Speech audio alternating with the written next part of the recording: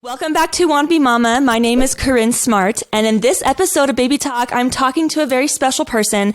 Her name is Maria, and she lives in Ontario, Canada, and she had a crazy experience, you guys. She had a low fluid pregnancy that led to a micro-preemie birth at 25 weeks pregnant.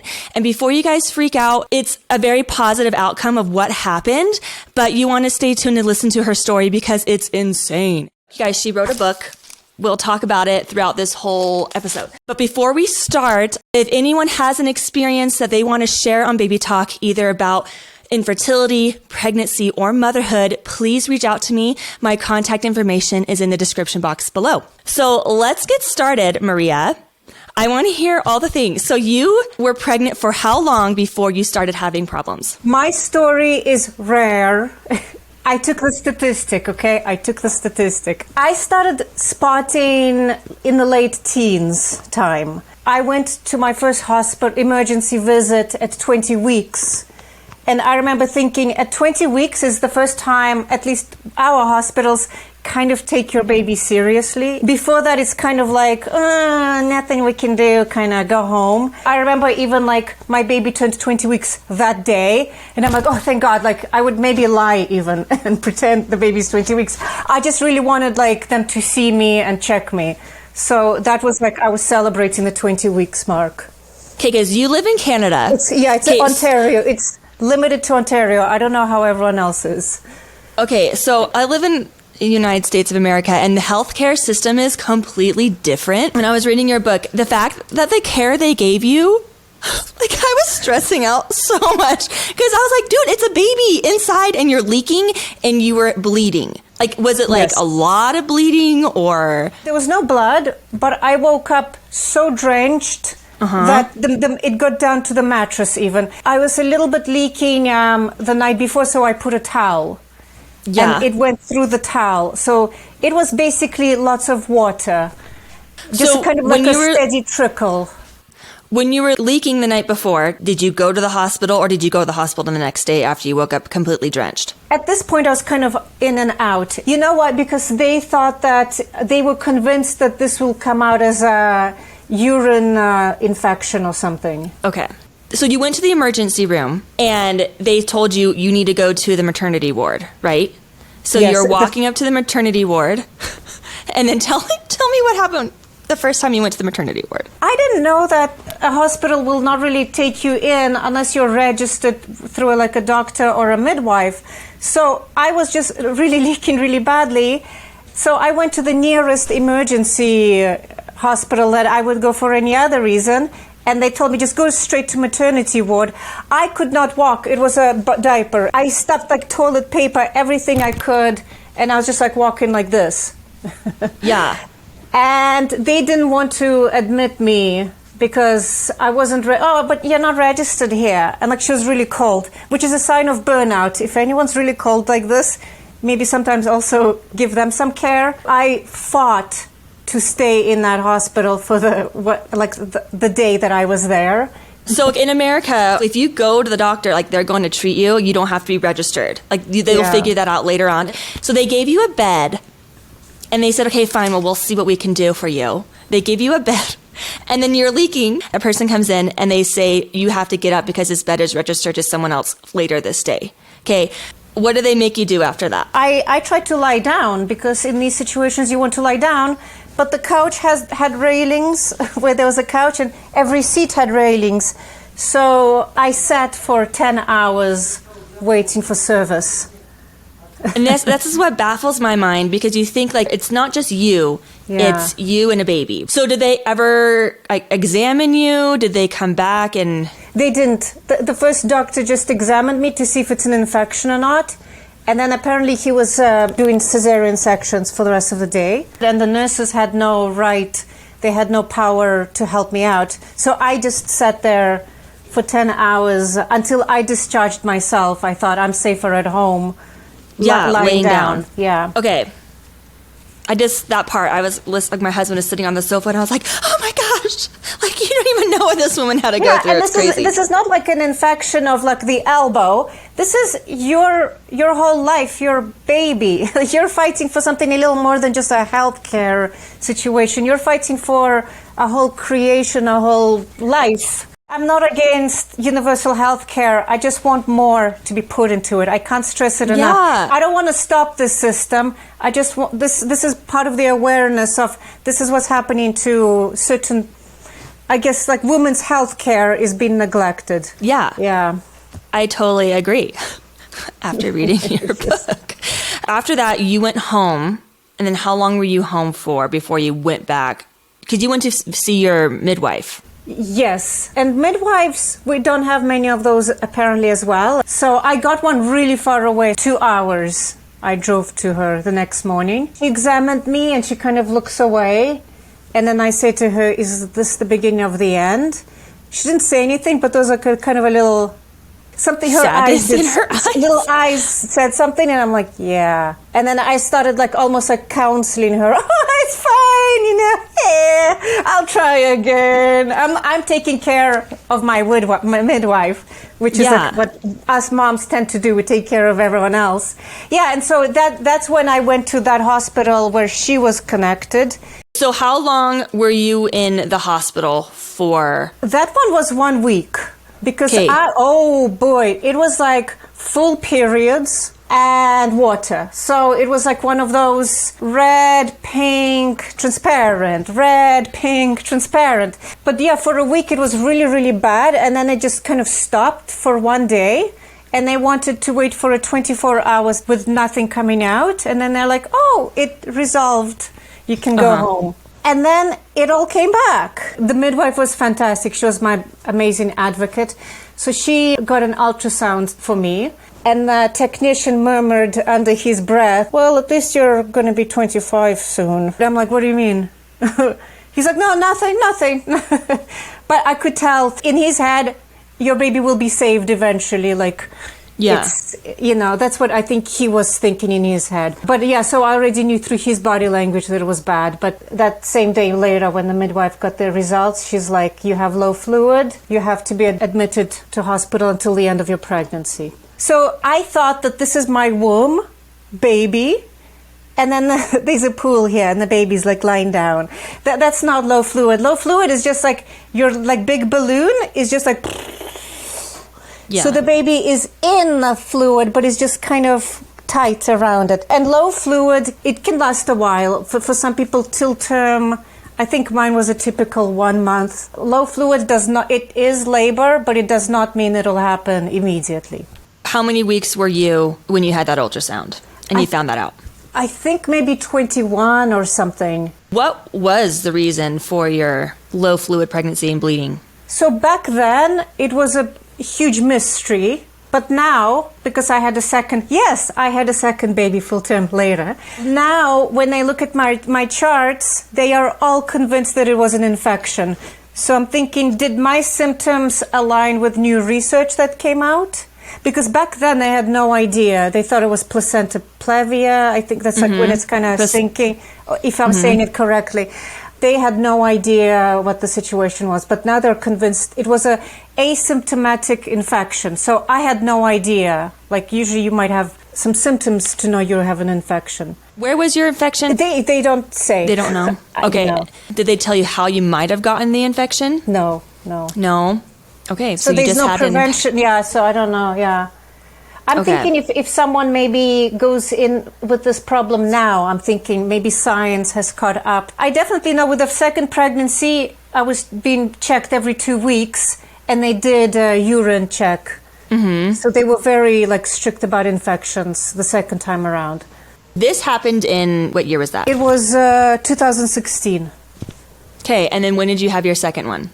Second one was 2021, recently. COVID baby. Okay. Yes, we had one in COVID too. Well, this is how I followed you, because I was dealing with some fertility issues with the second. So your son, your first, you didn't have any fertility problems? No. I got pregnant very quickly.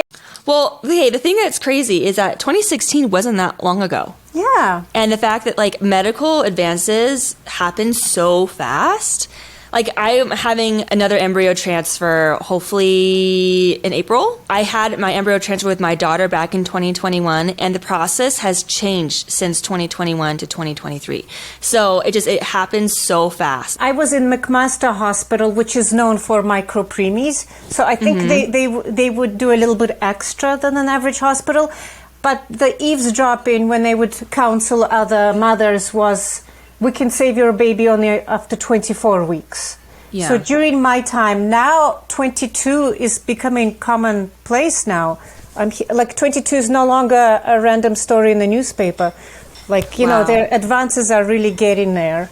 You were 22 weeks in your book, and that's when you were put into that specialty hospital. And you said in your book, he's breech with little chance of turning, and that makes the hyper probability of him or his umbilical cord falling out. So explain for women who might be experiencing something like this, what to watch out for. The feeling that you're experiencing is don't move.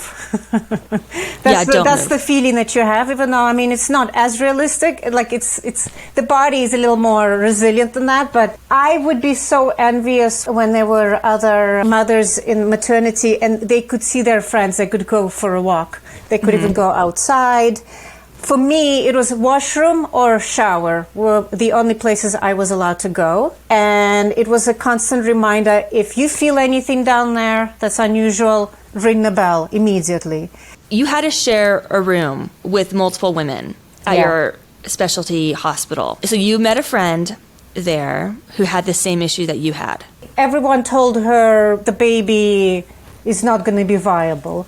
Oh. She had low fluid, I think, since 14 weeks. They did not even know if the brain developed when they did ultrasounds. Interesting. Except for the heartbeat was the only, because I would eavesdrop on the heartbeat. Yeah. But that was the only thing that they could detect about that baby. Okay. Yeah. So, and she experienced a short cervix like you had, but her baby did fall out. Yeah. Okay. That is, I can't imagine. So firstly, the baby, I don't know how the baby was, but I think the baby was sideways, which means that at any point a foot or something can come out. Mm-hmm. Or worse, if the umbilical cord is underneath, and it's the pinch that you don't want. Umbilical cord, like, it doesn't happen like this, like we imagine those accidents. It's the pinch. Mm-hmm. When the air doesn't go in, that's the hurtful part. So if it comes out, it is pinching itself. Mm-hmm. So everything is kind of exposed. So if for some reason this area decides to open, something has a chance of falling out. Yeah. Okay. So, because when you're pregnant, your cervix is literally like, there's a mucus plug, it's blocked, nothing's going in, nothing's going out. But when you're having a low fluid pregnancy, is that mucus plug gone? You know what, it's very different because some people have their cervix sewn. And, you know, I would eavesdrop on that. So I would come back to them. Can you sew my cervix? Because I was low fluid for long enough, I had a huge risk of infection. So for some reason, that made it that I was unable to get any of those, like, I guess, if I'm going to call them cervix therapies. Yeah. I was, for some reason, everything was high risk. Even to check me, like the internal exam was considered high risk. They tried to minimize it as much as possible. Okay, so the moral of that story is if you feel something, you ring your bell, you let them know, do not move because it could fall out. But Maria doesn't want to freak anyone out. The purpose of this episode is to bring awareness for low fluid pregnancy and the fact that if you have a micro preemie baby, it can survive and like live a happy life. Was he small? He was. Oh, normally? Yes, that's another thing. Yeah. So this is the change from 20-week ultrasound. He was a perfect size within a reasonable thing. And then until however many weeks that it took me to be in that hospital, he was on a borderline. He was almost making it to 400 grams. I don't know how much that is in pounds. If he doesn't make it to that size, they can't save him.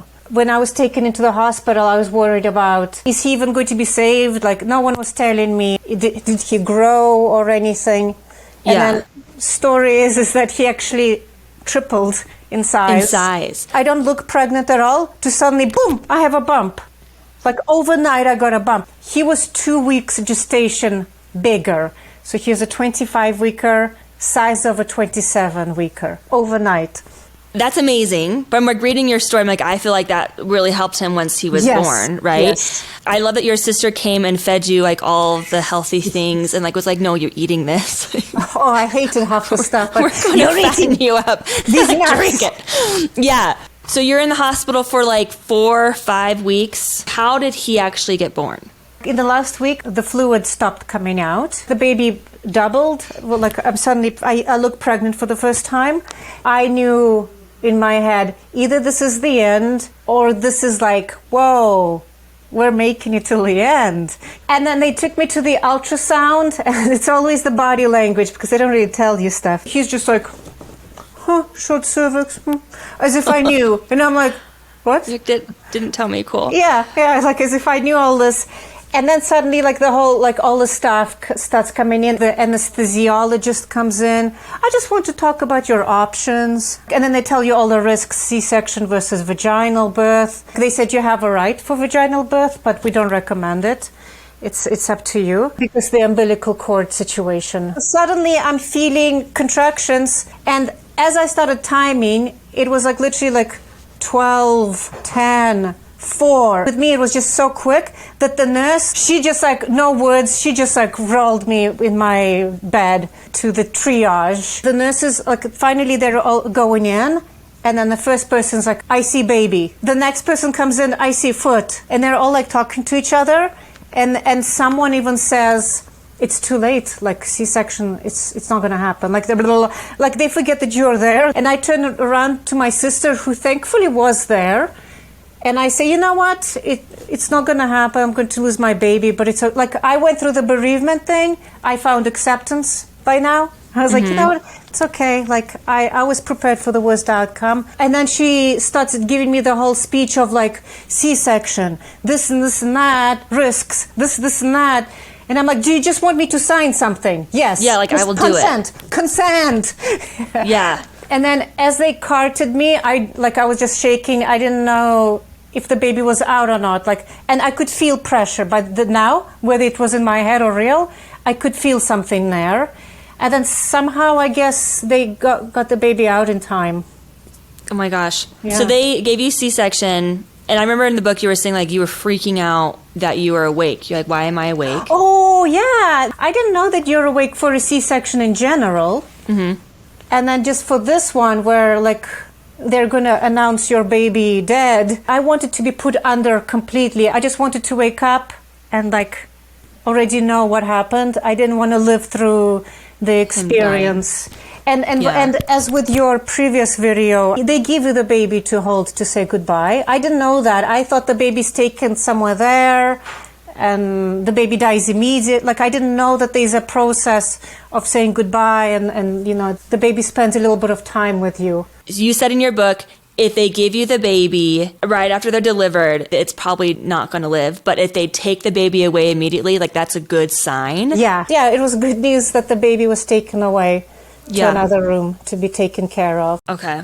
So if you experience that, guys, if they're gone in the NICU, it's a good sign. And apparently he cried too. A micro preemie sound is it sounds like a bird. It took me a lot of years to get over the trauma of baby puppy sounds and birds because that was my son's cry. If a person had a head down baby, is it okay to have a vaginal birth at that young of an age, or could it cause like brain damage or like head squishing? Or okay, so trigger warning that might scare people. It is the stress. When the baby gets stressed, that's when a brain bleed can occur when they're smaller. One mom I know, her baby had a level 4 brain bleed, like that, or grade 4, the worst one, because the labor took too long and it was a vaginal birth. Like, why would they even give the option for that mom to have a vaginal birth?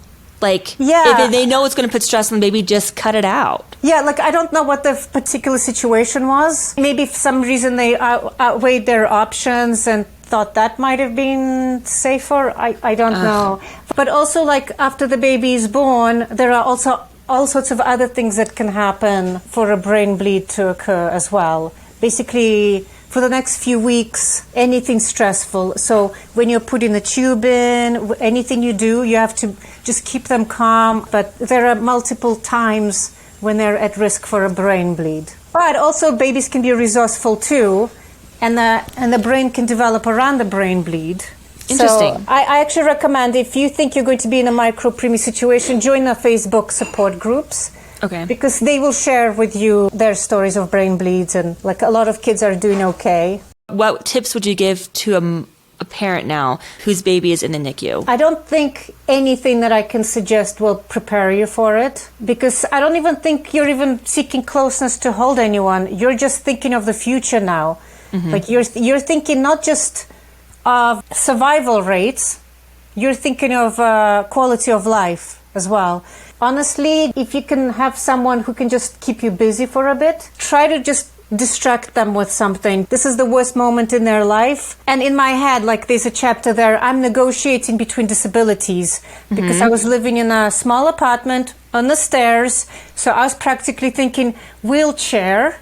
Could I do that? Like, I don't have money to move out somewhere. Well, wheelchair wouldn't work for me. I was just thinking more practically, like, oh, well, at least we can go to the park with this disability. Like, can we travel with that disability? Like, like those are the things that roll from in your head as you start negotiating among them. Your son, they told you all these things that could happen to him. The internet, they didn't tell me anything. Okay, the internet told me that.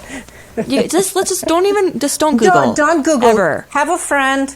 They will tell you what you need to know. So your son now, how old is he?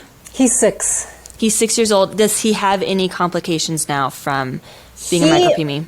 This is something I think every micro-parent should be warned with, is there's a huge chance there'll be a feeding disability, super picky eater situation. That's from the feeding tubes. Yeah. If you have other therapies, you might have other therapies going on. Do not neglect the feeding one, because now my son can chew, he can eat. It's a limited amount of foods, but he's got a good future with feeding now, because we did such intensive just working on it, because he couldn't chew. He had oral trauma. Okay, oral trauma. He was afraid of anything touching his mouth. So he missed every single feeding milestone. I would Google therapies for Down syndrome and cerebral palsy, and I would use them on my son. Even though he doesn't have those things, because Down syndrome has fantastic exercises on YouTube, biting on things, how to develop, how to get the tongue moving. So your son right now, he doesn't have any vision issues, brain issues? No. My son would take longer with everything, talking, walking.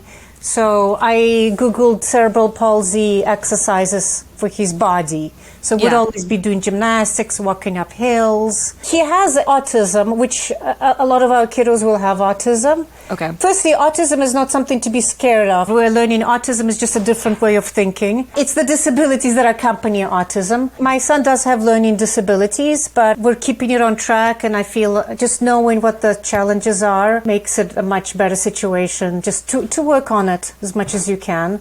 Will he ever reach full independence? I don't know. Mm-hmm. But we have everything set up for him. I'm partially homeschooling him when he comes home from school. I'm making sure to give him a good life. But it's not guaranteed. It's not guaranteed that you're going to get any of these. Apart from the feeding, keep an eye on the feeding. You were saying that your son, there was a high chance of him having a low immune system his whole life because he was a micropreemie. So you were saying that in your book that you wanted to be able to give him breast milk so he can stay super healthy as much as possible. Breast milk has so many antibodies and so many good things for the baby, especially your micropreemie. You want to feed that baby your breast milk. You get obsessed with it. It means the world. It's not just milk. It's your baby's future. I remember in your book you were saying you thought that because the baby was born so early that you wouldn't be able to nurse because you were able to get milk. Yeah. How were you able to get that? So they cart me back, and I asked them for the medication that they used to give me to calm me down on my bad days. Mm-hmm. And they're like, no, we can't give it to you. They just didn't want you to fall asleep because they wanted you to start trying to nurse. So what it is they have an industrial pump. You're spending 20 minutes For me, it was every 3 hours. And you're just like trying to get this thing to suck stuff out. By the end of 2 weeks, I was full supply. But there will be many people who will really struggle and they'll be getting drops. And that is actually, I think, a depression on its own. Like people don't expect that they will not have the milk. And so be prepared that if you're a low supplier, you might have pumping depression. I call it pumping depression. There's times in your pumping experience where you were like full supply, then you dropped down. How did you get back up to full supply? I think it really helps to keep the stress down if you can and have your sleep just to keep your body healthy. But honestly, the biggest way there, I'm actually going to take a sip, is water. Oh, and try not to get engorged. It hurts a lot and you might lose a pump just from engorgement. Yeah. And those first few weeks, the way you pump now is how much it's going to give you later. Like it's very important to pump as much as you can and not sleep in those few weeks. In your situation, you have to pump every 3 hours. Yes. I think maybe the first 6 weeks it's pretty strict, and then you can cut pumps out. You can negotiate with your body later. What was crazy is that your school wouldn't let you pump. Yes. Like this whole thing you went through, you are so calm and like kind to people, but I love that you got a little like vindictive. You're just like, I'm gonna freaking pump in class on extra high power, and you're just like, suck it, guys. Like literally, I'm doing it. Like I love that you did that. How long were you in the hospital for? Maternity ward plus NICU, 7 months. But you know, it's a strange thing because in a way, if you're there longer, it means that you're overcoming the procedures and it's just taking longer to overcome them. Mm-hmm. Because a lot of kids, like 25-week babies, they went home much earlier, but they went with a G-tube or oxygen. So it's like you kind of count your blessings. Yeah. Like, so we lasted that long because my son literally recovered from everything. He ended up not needing to go home with oxygen or anything. So sometimes just because you're longer, it could be, it could actually be good news for when you're going home. What would you suggest for family members or friends who have a person in their life that it might be experiencing what you went through? Like, what do you suggest for them to do? One thing that I want everyone to just stop immediately is it is not your place to give the person a silver lining or a beautiful quote like, God gives it to those who can handle it. Unless you know the person really well, do not give them those positive statements. Maybe comment on how brave they are. I don't know why people feel like we have to make the situation better. Like with my husband, sometimes I'm like, I just want to complain. Yeah. Just say, that sucks. Like, don't be like, whoa, you can fix it by doing this, this, and this. But just be like, no, just let me vent. Help me feel validated, right? Yeah. Remove the terminology, at least, out of your vocabulary. At least. You know what? Even though we're very lonely in the hospital, I personally also got exhausted from being social. Mm-hmm. So I'm thinking, keep your visits short. Also, like, if you're coming, offer the extra things. Somebody even gave me dry shampoo. I never used it, but it was just cool to have. And offer foods, because hospital food isn't always ideal, or we're craving something. Did you feel like your care team, like the doctors and staff and stuff like that, were good to you, or do you wish that they did something different? I think they were fantastic. They were good. I guess this is a lesson for everyone in the hospital is they didn't answer a lot of my questions because I didn't ask the questions. I wish I would have asked more about how my ultrasounds are going to get more information about like if my son grew in size. So I think you have to be your own advocate. Maybe think of what your goals are, what you want to know. They will not assume that you want to know certain things. Yeah, and I think that's true for anything when it comes to babies. Like I've said it in multiple videos before this one. You have to be your own advocate. You have to be your own advocate. You have to be the person to ask the questions because they literally won't do it. Or if you want a procedure done, you say, you're doing this procedure on me. Yes. I don't care. Do it. Are you doing anything right now for like activism? I feel like professionals in various fields, through medical to school, have no idea that micro-preemie is a thing. But it really literally is its own category of health. and wellness. I'm trying to spread awareness as much as I can for a different treatment of micropreemie babies, because he was part of an amazing developmental clinic, but they were kind of like comparing him to like just like very traditional diagnoses, whereas he was a micropreemie, he should have been compared against micropreemieism. So that's why I think they dropped the ball on the feeding therapy. If they would have just known that micropreemies might have a bigger tendency to have like motor issues. My son still has specialists and stuff. I take the book to those people. I have given them out in his schools. But I feel like professionals from all the fields, they don't know that we might have these issues. And like, for instance, our feeding therapies, even though my son does have autism, he has zero sensory problems, zero. But all the feeding therapies we were given were a sensory-based therapy. Like, then don't mix the textures, give a one texture, yada, yada, yada. No, it should have been a therapy to learn to chew and to tolerate thicker materials. What really helped is take a soft food and just harden it gradually. I think was the best thing that we did for my son to get over it. Good news, if you do have a micropreemie baby, it doesn't mean the end of the world. Your baby can become a healthy, thriving child in life. We just glimpsed the book, guys, but if anyone wants to read more about her story, I will link her book. It's on Amazon. I will link it in the description box so you guys can hear all the things. It's really helpful for people who are going through micropreemie, low fluid pregnancy, or people who know someone who is doing that, so you know how to support them during this difficult time. I wanted to also encourage people to write their own books or little documentaries, because in 2016 there was nothing there for me. But now someone will have my book, and there are actually more books out there. The difference is, so people can see, mine's full of pictures. Mine's a picture book. I loved it. That's the difference. But I want you guys to put your books out there so that there are like as many types of experiences as there are, as many types of books for there to exist.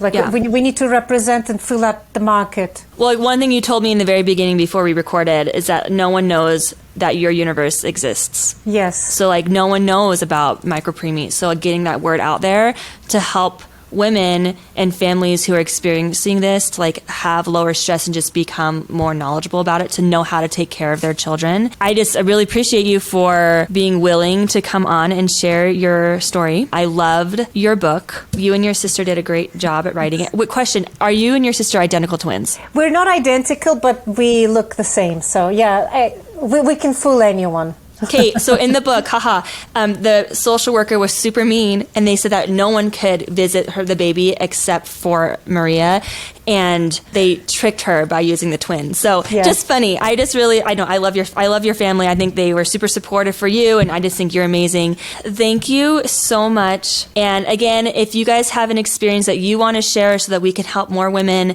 please reach out to me. My contact information is in the description box, and we will get you your own episode of Baby Talk. And as always, thank you for watching Wanna Be Mama. Good luck, ladies.